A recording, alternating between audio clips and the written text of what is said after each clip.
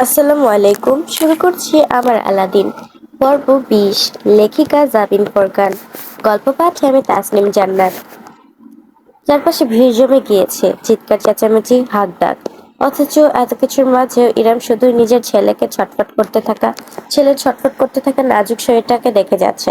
কি করবে না করবে, কোথায় গিয়ে ঝাঁপ দিলে তার বুকের ধন রক্ষা পাবে, সে মেলাতে পারছে না। এমন সময় দৌড়ে এলো সারিকা। আশেপাশের কয়েকজনকে উদ্দেশ্য করে সে চেঁচিয়ে উঠল, পানি, প্লিজ, ঠান্ডা পানি, কেউ জোগাড় করুন, কুইক। কয়েকজন দিক হয়ে এদিক সেদিক ছুটে গেল। ইরাম ইজানকে নিয়ে মাটিতেই বসে পড়েছে, হিতাহিত জ্ঞান শূন্য হয়ে। আমার বাবাটা, প্লিজ, আম্মু সরি, আম্মু পারিনি, আম্মু তোমাকে ব্যথা পেতে দিয়েছি। আমার আব্বুটা। ঝরঝর করে অশ্রু ঝরছে ইরামের। ইজানের গগন বিদারী চিৎকার জননীকে একটু একটু করে ভেঙে চুরমার করছে। একজন পানির বোতল নিয়ে এসে পড়ল। সারিকা ইরামের পাশে বসে বোতলের ছিপি খুলতে খুলতে বলল, আরে মেয়ে, এটা কাদার সময় না, ওর হাতটা ধরুন, সাবধানে, আমি পানি ঢালছি। ইরাম দুটো মাথা ঝুলিয়ে ইজানের ক্ষত হয়ে যাওয়া হাতটা ধরলো। সারিকা লালচে ত্বকের ওপর পানি ঢালতে লাগলো এক নাগারে। আ আ আ উই আ এই তো আব্বুটা, আম্মু আছি এখানে। ছটফটিয়ে কাঁদতে থাকলো ইজান। ইরাম ছেলের মুখটা বুকে চেপে দোলাতে লাগলো। আরো দুজন পানির বোতল জোগাড় করে এনেছে। সারিকা দুটোই নিজের হাতে নিল। তারপর শটান উঠে দাঁড়িয়ে ইরামকে টেনে তুললো। জলদি হাসপাতালে যেতে হবে, চলুন চলুন। গাড়ি ড্রাইভার প্রস্তুত ছিল, ইঞ্জিনও চালু করে রেখেছে। ইরাম ছেলেকে নিয়ে ছুটে গাড়িতে উঠে গেল। সারিকা মাটিতে পড়ে থাকা ম্যাকবুকটার ব্যাগ তুলে হন্তদন্ত হয়ে ছুটল। গাড়িতে চেপে বসতে ড্রাইভার গতি বাড়িয়ে চলতে আরম্ভ করলো। হাসপাতাল অবধি সমস্ত রাস্তাটা সারিকা ইজানের হাতে পানি ঢেলে গেল। এত সব দৃশ্যের মাঝে কারো চোখে পড়ল না যে দৃশ্যটা সে সে হলো অদূরে সাইকেল নিয়ে দাঁড়িয়ে থাকা ইহান। ইরামের কিশোর ভাইটা এখানে এসেছিল কলেজের একটা ক্লাস মিস দিয়ে। গতকাল ইরাম তাকে ফোন করে বলেছিল আজ ল্যাপটপ কিনতে যাবে। যেহেতু ইলেকট্রনিক্স সম্পর্কে ধারণা নেই, তাই ইহানকে সাথে নিতে চেয়েছিল। কিন্তু ইহানের প্রথম ক্লাসে টেস্ট থাকায় পরে পড়াশোনা করতে বলেছিল। আজ সকালে টেস্ট শেষ করে পরের ক্লাস ছেড়ে ওই বাড়িতে গিয়ে করিমের কাছ থেকে সে জেনেছে সারিকার সাথে চলে গিয়েছে ইরাম। সেখান থেকেই সে এসেছিল সেজার নিজের সাইকেল নিয়ে। সে যখন সাইকেল চালিয়ে রাস্তায় ঢুকছে তখনই তাকে পাশ কাটিয়ে আততায়ী বাইকটা ছুটে গিয়েছে। ইহান এক লহমা সময় পেল সিদ্ধান্ত গ্রহণের জন্য। যখন সে দেখলো সারিকা সামনে নিচ্ছে সবটা, তখনই সে নিজের সাইকেল ঘুরিয়ে জোরসে প্যাডেল চালালো, পিছু নিল বাইকটার। তার চোখ ক্রমশ রক্তাভ হয়ে উঠল। ইজানকে নিয়ে যাওয়া হলো সামিয়ার হাসপাতালে। সারিকা গাড়িতে থাকতেই ফোন করে জানিয়ে রেখেছিল। পৌঁছাতেই সে যে বার্ন ইউনিটে নেওয়া হলো ইজানকে। ছেলের সঙ্গে সঙ্গে ছুটে গেল ইরাম। খবর পেয়ে সামিয়াও ছুটে এলেন। তার পরিচিত কলিগদের অনুরোধ করতে হলো না। সামিয়ার নাতি জেনে সবাই কাজে লেগে পড়লো মুহূর্তেই। বিছানায় শুয়েই ইজানের ক্ষত হয়ে যাওয়া হাতটা পর্যবেক্ষণ করছেন ডাক্তাররা। সামিয়াও ভেতরে আছেন সবকিছু তদারকি করতে। ইরাম রুমের বাইরে দাঁড়িয়ে শুধু ছেলের তীব্র কান্না শুনতে পাচ্ছে। শরীর কাঁপছে তার। এখনো মনে হচ্ছে সবটা ভীষণ রকমের দুঃস্বপ্ন। সারিকা উদ্ভ্রান্ত হয়ে বারবার রুমের সামনে গিয়ে পায়চারি করছে। মেয়েটাও অশান্ত হয়ে উঠেছে একটা নিষ্পাপ বাচ্চার নিদারুণ কষ্টের সামনে। ইরাম দেয়াল ঘেঁষে থাকা চেয়ারে বসে নিজের মাথা চেপে ধরে রাখলো। অক্সিজেনের সংকট বুঝি শরীরে।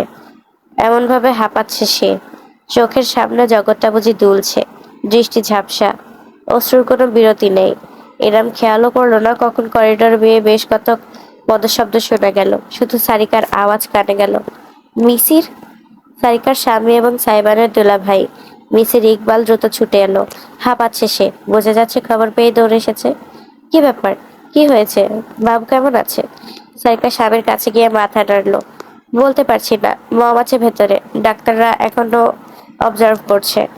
মিসির সারিকাকে নিজের বুকে আগলে নিল। নিজেকে শক্তভাবে ধরে রাখলেও সারিকা আসলে ঘাবড়ে গিয়েছিল। স্বামীর উষ্ণ বুকে নিজেকে খুঁজে পেয়ে সে চোখ বুজে ফেলল। নিজেকে শান্ত করতে চাইল। স্ত্রীর মাথায় হাত বোলাতে বোলাতে মিসির রাগান্বিত কণ্ঠে বলে উঠল, দিনে দুপুরে এটা কি ধরনের ক্রাইম? কারা করেছে এই কাজ? কেন? কি সমস্যা ওদের ওই দুধের বাচ্চাটার সাথে? টার্গেট বোধহয় ইরাম আপু ছিল। কিছুটা ছিটকে গিয়ে ইজানের হাতে লেগেছে। কোনো নিমকা হারাম কোনো কোন নিমক হারাম করবে এমন কাজ? আমি জানি। তারপরে একটি কণ্ঠস্বরে সকল জমে গেল। ঝট করে ফিরে তাকালো। করিডর বেয়ে ছুটে আসছে ইহান। সে এসে ধপাস করে ইরামের সামনে হাঁটু মুড়ে বসে বোনকে শক্তভাবে জড়িয়ে ধরলো। আপু তুমি ঠিক আছো? তোমার কোথাও লাগেনি তো? দেখি দেখি কোথায় কষ্ট হচ্ছে। ইরাম এতক্ষণ যাবৎ নিজের আলাদা একটা ঘোরের মাঝে ছিল, তবে ভাইকে কাছে পেয়ে খপ করে তার কাঁধজোড়া খামচে ধরলো সে। রীতিমতো পাগলের মতো উদ্ভ্রান্ত নয়নে সে তাকালো ইহানের দিকে। তুই তুই জানিস কে? বল আমাকে এক্ষুনি। কিভাবে জানিস? কে আমার কলজায় হাত দিয়েছে বল? অরণ্য? মাথা ঝাঁকালো ইহান। বক্তিয়ার। ইরামের ভ্রু কুঁচকে গেল। মিসির কাছে এসে দাঁড়ালো। শুধালো বক্তিয়ার কে? এলাকার পার্টির ছাত্রনেতা। ইহান গড়গড় করে বলে গেল, আপু তোমরা যখন হাসপাতালে আসছিলে তখন আমি আমার সাইকেলে করে ওদের বাইকটা ফলো করেছিলাম। কাছে যেতে পারিনি, দূর থেকেই দেখেছি। যেখানে থেমেছে ওটা ওদের হাইড হাইড আউট। সবাই চেনে আপু। দুটো ছেলে বক্তিয়ারের চেলা। ইরাম থমকে গেল। চোখের পানিও বুঝে শুকিয়ে গেল তার। মিসির আর সারিকা একে অপরের দিকে তাকালো। মিসির বলে উঠল, কিন্তু একটা পলিটিক্যালি ইনভলভড ছেলেদের ইরামের ওপর কিসের রাগ? আমার আপুর সঙ্গে কারো কোনো শত্রুতা থাকতেই পারে না। ওই বক্তিয়ারের বাচ্চা শালা একটা কুত্তা। দেখুন গিয়ে আপনাদের কারোর মধ্যে ঘাপলা আছে। আমার বোনের ওপর দিয়ে শোধ তুলে নিয়েছে। রীতিমতো গর্জে উঠল ইহান। তবে এর বেশি কিছু করা সম্ভব হলো না। একজন ডাক্তার ভেতর থেকে উকি দিল। বাচ্চার মা কোথায়? একটু ভেতরে আসুন আপনি। ইনাম এক লাফে উঠে দাঁড়ালো। বাকি সব চিন্তায় তার মাথা থেকে বেরিয়ে গেল ওই মুহূর্তে। শুধু নিজের ছেলে ছাড়া ভেতরে ইজান তখনও ফুপিয়ে ফুপিয়ে কাঁদছে। তার ছোট শরীরটা বেডে রাখা হয়েছে। হাতে ক্যানোলা সংযুক্ত স্যালাইন বা ওষুধ জাতীয় কিছু দেয়া হচ্ছে শরীরে। ক্ষতের ওপর বার্ন বা ওষুধ জাতীয় কিছু দেয়া ক্ষতের ওপর বার্ন ক্রিমের প্রলেপ দেয়া। ছোট অস্তিত্বটিকে ঘিরে এত আয়োজন, এত যন্ত্রপাতির বহর। স্যালাইনের নল দেখে ইরামের আজ কতবারের মতো শেষ হলো নিজেও বলতে পারবে না। সামিয়া তার কাছে এগিয়ে গিয়ে আগলে নিতে চাইলেন নিজের মাঝে, অথচ ইরাম সামিয়ার সাহায্য আর গ্রহণ করলো না। তাকে ঠেলে বিছানার কাছে গিয়ে দাঁড়ালো। অস্বচ্ছ চোখে ঝুঁকে ছেলের মুখটা আলতো করে স্পর্শ করলো। খুব কষ্ট হচ্ছে তাই না আব্বু? ইরামের গলা সম্পূর্ণ ভেঙে গিয়েছে।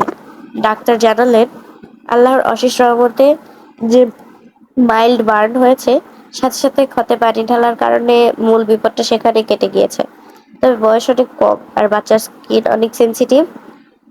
তাই আমরা 3 দিনের নিবিড় পর্যবেক্ষণে রাখবো আপাতত। ট্রিটমেন্ট চলমান থাকবে। অনুরোধ থাকবে ধৈর্য ধরার। ইরাম জবাব দেওয়ার মতন কোনো অবস্থায় নেই। সামিয়া নিজের ভেজা চোখ মুছে বললেন, থ্যাঙ্কস ডক্টর। আশেপাশের কোনো দৃশ্যই আর আগ্রহ নেই ইরামের। সে বিছানায় বসে সাবধানে ইজানের শরীরটা বুকে তুলে নিল। নার্স তাকে সাহায্য করলো যেন ক্যানোলা ডিস্টার্ব না হয়। কাঁদতে কাঁদতে হাঁপিয়ে গিয়েছে ইজান। শরীরটা ইরামের বুকে কাদামাটির মতো দুর্বল হয়ে পড়ে থাকলো। ছেলের দিকে ঝুঁকে তার গায়ে সুবাস জোরপূর্বক গ্রহণ করতে করতে ইরামের মস্তিষ্ক সচল হয়ে উঠল একটু একটু করে। তার ছেলেকে যে বা যারা কষ্ট দিয়েছে তাদের কোনোদিন সে ক্ষমা করবে না, নিজের আপন মানুষ হলেও না। বিমানবন্দরের বাইরে পা রাখতেই দূর অনুরাগের বাইকটা চোখে পড়লো সাইবারের। মানুষের ভিড় ঠেলে লম্বা পা ফেলে ছুটে গেল সে। সাথে করে ওয়ালেট, ঘড়ি আর ফোন ছাড়া কিছুই আনেনি সে, ব্যাগও না। খবর পেয়েছে সে সারিকার একটা টেক্সট মেসেজ থেকে। পরে সামিয়া কল করেছিলেন। ওই অবস্থায় ইমার্জেন্সি ফ্লাইট টিকিট বুক করে সে সিলেট থেকে সোজা ঢাকা এসেছে। এখন সময়টা পড়ন্ত বিকালে গিয়ে ঠেকেছে। অনুরাগ নিজের বাইক নিয়ে সাইমনের জন্য অপেক্ষা করছিল। অদূর থেকে বন্ধুকে দৌড়ে আসতে দেখে এবার সে সোজা হয়ে দাঁড়ালো। সাইমন কাছে আসতেই বোঝা গেল ভীষণ রকমের চিন্তিত এবং ক্রোধান্বিত সে। না চাইতেও বেশ ঝাঁজ নিয়ে সাইমন জিজ্ঞেস করলো, আমার বাচ্চা কেমন আছে? অনুরাগ যদিও উত্তরটা প্রস্তুত করেই এসেছিল, তবে সাইমনের সরাসরি জিজ্ঞেস করায় কিছুটা অবাক হলো সে। তার বাচ্চা? এর আগে কখনোই ইজানকে এতটা গভীরভাবে সাইমন সম্বোধন করেনি। তবে আপাতত সেসব বিশ্লেষণে না গিয়ে অনুরাগ উত্তর করলো, মাইল্ড বার্ন, অবজারভেশনে আছে। অনুরাগ কথাটা কোনো মতে শেষ করেছে কি করেনি, সাইমন হঠাৎ খপ করে তার থুতনি চেপে ধরলো। অত্যন্ত অগ্রাসী ভঙ্গিতে অনুরাগকে ঠেলে বাইকের ওপর ঠেসে ধরলো। হতবাক বন্ধু তার মাঝে যেন রীতিমতো অশরীরী ভর করতে দেখলো। সাইমনের উজ্জ্বল হলদেটে চেহারায় তীব্র লালচে ভাব। ভ্রুজেরা একজোট হয়েছে ভীষণ কুঞ্চনে। পিয়ার্সিং কাঁপতে দেখা যাচ্ছে ভীষণভাবে। দাঁত কিরমির করে সাইমন রীতিমতো হুংকার দিয়ে উঠল, কোথায় ছিলিস তোরা? কোথায় ছিলিস তোরা বেইমানের দল? অনুরাগ ব্যথা পাচ্ছে, সাইমনের হাতটা সে খামচে ধরলো। কুল ডাউন সাইমন, তোর মাথা ঠিক নেই। অনুরাগকে দ্বিগুণ ছেলে শক্তিতে ঠেলে ধরে হিংস্র পশুর ভঙ্গিতে ভারী গলায় সাইমন ঘোষণা করলো, আমার প্রাণটায় হাত দিয়েছে ওরা। আল্লাহর কসম অনুরাগ, একটা একটাকে ধরে মাটিতে জ্যান্ত পুঁতে ফেলবো আমি। যেমন হুট করে ধরেছিল তেমন হুট করে অনুরাগকে ছেড়েও দিল সাইবার। তারপরে বন্ধুর অপেক্ষা না করে নিজেই বাইকের চালকের আসনে চেপে ধরলো। নিজের চোয়াল চাপতে চাপতে অনুরাগ মহাবিস্ময় নিয়ে তাকে দেখলো, যেন চিরকালের চেনা বন্ধুর স্থানে কোনো পিশাচ জায়গা করে নিয়েছে। এই পিশাচকে ভীষণ রকম অচেনা ঠেকলো তার কাছে। তবে অনুরাগ বেশি বাহানা করলো না, সাইবানকে বাইক চালাতে দিল, নিজের পেছনের সিটে উঠে বসলো। কিছুক্ষণ বাদে টের পেল কত বড় ভুল সিদ্ধান্ত ছিল সেটি। রাস্তা দিয়ে বাইক নয়, রীতিমতো প্লেন ছুটিয়ে নিল সাইবান। এতটা তীব্র গতি যে শ্বাস নেওয়া কষ্টকর হয়ে দাঁড়ালো। রাজধানীর গাড়ির বহরের মাঝে এত বিপজ্জনক সব বাঁক কেটে গেল সাইবান, যেন রেসিং ট্র্যাকে রেস করতে নেমেছে সে। অনুরাগ পেছন থেকে আঁকড়ে ধরে রাখলো বন্দুকে। হাসপাতালে পৌঁছানোর আগে আমাদের ওপরওয়ালার কাছে পাঠানোর ব্যবস্থা করছিস শালা? না পারতে চিৎকার করে উঠল অনুরাগ। সাইবানের তরফ থেকে জবাব এলো না। বাইকের সামনে ঝুঁকে উল্টো গতি বাড়ালো সে। ছড়িয়ে গেল ঘন্টায় 500 কিলোমিটার। অনুরাগ চোখ বুঝে সৃষ্টিকর্তার নাম জপতে জপতে ভাবলো, ট্রাফিক পুলিশ সব জায়গায় থাকলে রাস্তার মোড়ে মোড়ে ধরে সাইবানকে জরিমানা করা হতো আজ। শেষমেশ প্রায় 35 মিনিটে জীবন মৃত্যুর সন্ধিক্ষণে বুঝিয়ে জমকে দেখতে পেল হাসপাতাল জমকে দেখতে দেখতে হাসপাতালে পৌঁছাতে সক্ষম হলো অনুরাগ। সাইবারের কোনো ভ্রুক্ষেপ নেই। হেলমেটটা খুলে হাওয়ায় ছুরি দিয়ে দৌড়ে চলে গেল ভেতরে। অনুরাগ সেটা পাকড়াও করে বাইকে রেখে কিছুক্ষণ সেখানে দাঁড়িয়ে নিজেকে স্থির করলো। বুক এখনো ধড়ফড় করছে তার, যেন সামনেই দাঁড়িয়ে আছেন যমদূত। নিজের কপালে জমা ঘাম শার্টের হাতায় মুছতে মুছতে মুরগির মতো ছটফট করতে থাকা অন্তরকে একটু শান্ত করে সে শেষমেশ ছুটে গেল ভেতরে। হাসপাতালের পরিবেশ এখন অনেকটাই শান্ত। করিডোরে পা রাখতে ওয়েটিং রুমে নিজের বোন সারিকা আর দুলাভাই মিসিরকে অপেক্ষারত দেখতে পেল সাইবান। সাই, ফাইনালি! সারিকা লাফিয়ে উঠল, অথচ তার প্রতি বিশেষ মনোযোগ না দিয়ে সাইবান শুধালো, কোন রুমে? হাত তুলে সারিকা দেখিয়ে দিল। সাইবানের মুখটা কেমন থমথমে, তাই সে বেশি কথা বাড়ায়নি। সাইবান সোজা হাঁটা দিল। পিছনে তাক পিছনে সকলে তাকে অনুসরণ করলো নীরবে। একটি প্রাইভেট কেবিন দেওয়া হয়েছে ইজানকে। বাইরে পৌঁছাতে কেবিনের স্বচ্ছ কাচের দেয়ালে ভেতরের দৃশ্য স্পষ্ট চোখে পড়ল সাইবানের। বিশাল বিছানায় শুয়ে আছে নাজুক শিশুটি, হাতে ব্যান্ডেজ, ক্যানোলা। বরন্ত বিকালের হলুদাভ রশ্মি তার শান্ত মুখটায় পড়ছে। গভীর ঘুমে আচ্ছন্ন সে।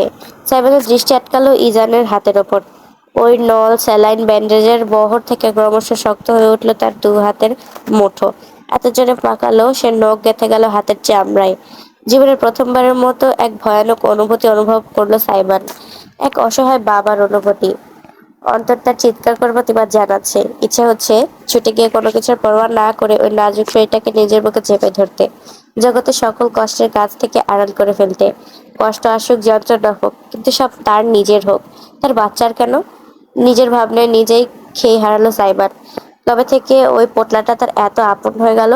যদি আজ হাসপাতালের বিছানায় ওই ছোট শরীরটাকে না দেখতো, তবে সাইবানকে আদৌ টের পেত? কেবিনের দরজাটা নিঃশব্দে খুললো। ভেতর থেকে বেরিয়ে এলো ইরাম। সাইবান তৎক্ষণাৎ চোখ ফিরিয়ে তাকালো। তার সবটুকু রাগ ঝাঁজ ক্ষণিকের জন্য মিলিয়ে গেল। অশান্ত চোখ জোড়া অর্ধাঙ্গিনীকে পর্যবেক্ষণ করলো আপাদমস্তক। যখন নিশ্চিত হলো বাহ্যিক কোনো ক্ষতি হয়নি, শুধুমাত্র তখনই সাইবান একটি স্বস্তির নিঃশ্বাস ফেলল। পায়ে পায়ে এগিয়ে গেল সে ইরামের কাছে, যে এই মুহূর্তে অতি শান্তভাবে দাঁড়িয়ে আছে তার সামনে। বিষয়টা বেমানান। ইরামের চোখ জোড়া কেমন যেন ফাঁপা। সাইবানের বুক কাঁপলো ভীষণ, কেন তা সে নিজেও বলতে পারবে না। মাই প্রেশিয়াস, রীতিমতো ফিসফিস করে উচ্চারণ করলো সাইবান। একটি কাঁপা কাঁপা হাত বাড়িয়ে দিল। ঠিক তখনই ঠাস! ইরামের ডান হাতটা সজোরে চড় দিল সাইবানের গালে। মাথাটা হেলে গেল তার একপাশে, ঝুলে পড়লো রীতিমতো। সাইবান শ্বাস নেওয়া ভুলে গেল। দু হাতে মুঠো পাকিয়ে গেল দুপাশে। অত্যন্ত ধীরে মাথা কাত করে অবিশ্বাস মাখা জল জল দৃষ্টিতে সে দেখলো ইরামকে। রমণীর পাথরের চোখ আর শুকনো নেই, ঝরঝর করে অশ্রু ঝরছে। ইরাম দুহাত ছেড়ে কেঁদে উঠল। আর কতটা কেয়ারলেস হলে তুমি বুঝতে পারবে মানুষের জীবনের মূল্য কতটুকু। I hate you, I hate you so much Aladdin. আসসালামু আলাইকুম। এই পর্বটা একটু ছোট ছিল, তবে এটা শেষ হয়ে গেছে। লাস্টের দিকে এটা কি হলো ভাই? সে যাই হোক, আর এই পরবর্তী পর্ব নিয়ে খুব শীঘ্রই হাজির হবো। ততক্ষণ আমার পাশেই থাকবেন। লাইক, কমেন্ট, শেয়ার করে দিবেন ভিডিওটাকে, আর আমার চ্যানেলটিকে সাবস্ক্রাইব করে দিবেন। আল্লাহ হাফেজ।